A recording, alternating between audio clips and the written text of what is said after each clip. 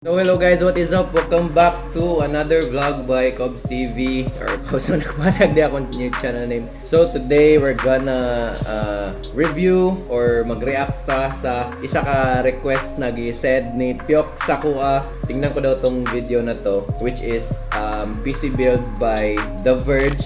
So wala pa na ko siya kitanaw, but ang context, ang context is nag-build siya computer and super fail.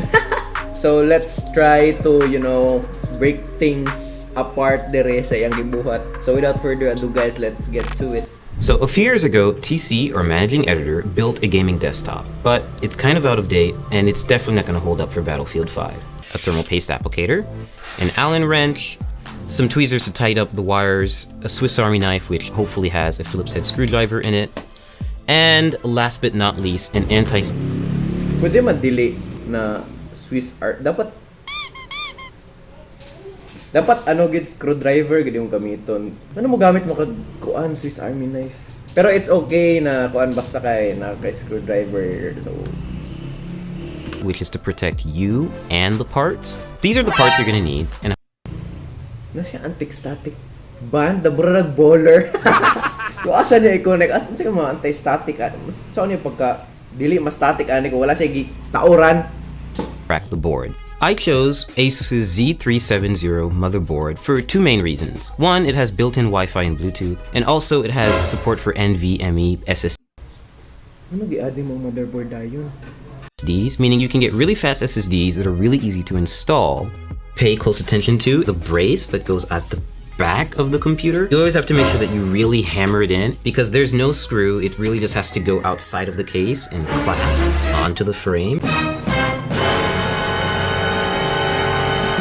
And this is very important because otherwise you can't align the motherboard correctly with the holes. So next, Hindi siya YouTube man lang kung saan dapat sa pag-install.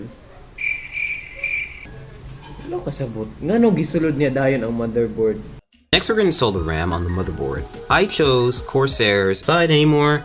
That's when you know the RAM is in. Step 3, we're going to install the hard drive, or in this case, the NVMe SSD. I chose this format of solid state drive so that I could input it into the motherboard without Time pa. Ngano gitapad niya ang RAM? Una guys, dili dapat imitapad ang RAM if nakay upat ka slots, which is na siya upat ka slots ang motherboard para maka dual channel ka. What do you mean by dual channel? So duha ka RAM hand in hand or working together para mo increase imong performance. So if gitapad na nimo, dili na siya mag dual channel. We're going to install the graphics card. I chose PNY's. Ano wala pa nag-install ang CPU?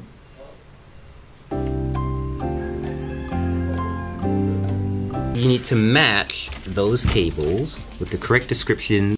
In fairness, iyang pagstorya kay kung first time nimo mag-build tas mo nimo tan-awon, makasunod jud ka siya bad jud ka kaingon nga mali siguro niyang ginabang buhat.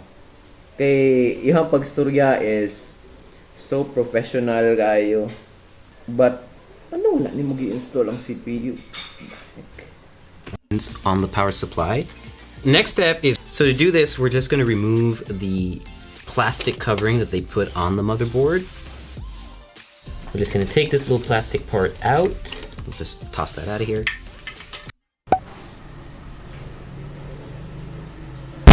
So what having this little installer does for you is it's basically a brace that you can apply right to the CPU and light it up with the triangles that you'll see on the bottom left corners. CPU installer.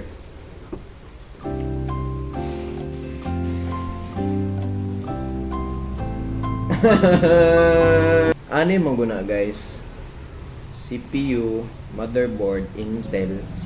Ipatong lang na nimo tapos na anay And so, dara ang dapat sa pag-install. Wala niya gi-install na labas pang motherboard so naglisod siya.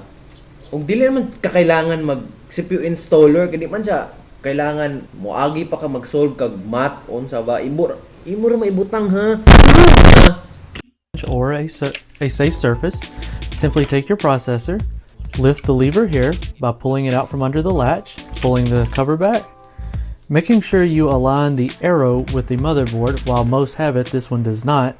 Pay attention to the notches on either side. You'll see those as well as in the CPU tray. Simply take the CPU from the edges and place it gently on top the center of the socket. Once it's down, don't wiggle it, just let it sit there. Take your cover, slide it down, make sure it latches underneath the bolt here, leaving the cover on to protect it. Taking your lever, pressing down, and latching it, removing the cover, and you have successfully installed your Intel Core. Asa di ang CPU installer? Unsa siya kalisod ha? Na ano lang ka-simple guys, ibutang, walay pressure, ibaba, ha, basic na. Chogas. Asa makagikan ani na baligya na may ani? Wala. And light it up with wala. the triangles that you'll see on the bottom, neatly applied in a circle around it. But it's usually not enough. It's good, essentially PC building practice to have a little bit extra and layer it on top of the CPU. The final portion is to add the CPU cooler to the top end of Ang mali ato guys. Kung na gani applied thermal paste imuhang cooler, mo na mong gamiton ha. Kung gusto ka mo gamit og external or lain nga thermal paste, tanggalon nimo to, limpyuhan nimo, tapos mag-apply ka. Ha? Basig musundo mo the ani. processor. So you're gonna see that there are 4 brackets, or rather like Uy, giliguan man na. screws in here with Giliguan man na niyang thermal paste niyang. brackets and holders right here. And they're going to keep the cooler raised off the processor, but it's also, and it's running pretty smoothly. Like, It's running pretty smoothly. building a gaming desktop has been a great experience. I'm able to max out a lot of my favorite titles. Great experience. $1,000 on your own. Wala ko balo kung siya rin nag-edit ane, pero kung na siya editor, dapat makapansin ang editor nga mali ang ginabuhat.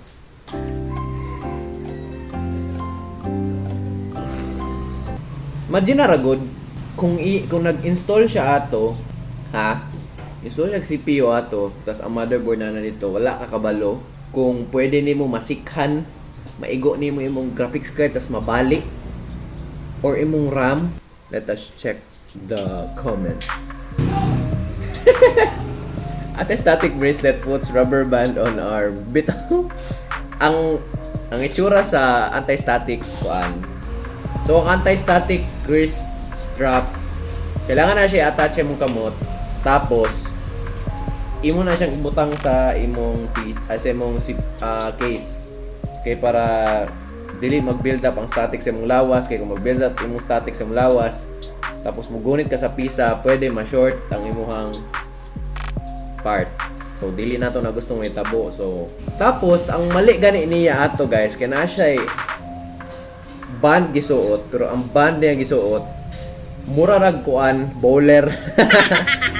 Tapos tama, this should be a test for PC building classes. You have to point out everything wrong. So tama ni siya nga video guys para sa mga klase nga like nagtudlo kag building at a PC, tas i-check nimo dito, i-test nimo yung estudyante.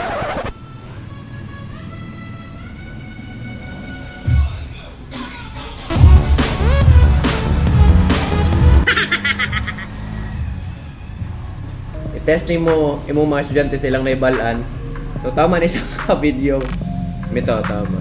Kung na mo mali sa inyong kinabuhi ha, dapat isog mo kay para i-admit ninyo mali, then learn from your mistakes. No!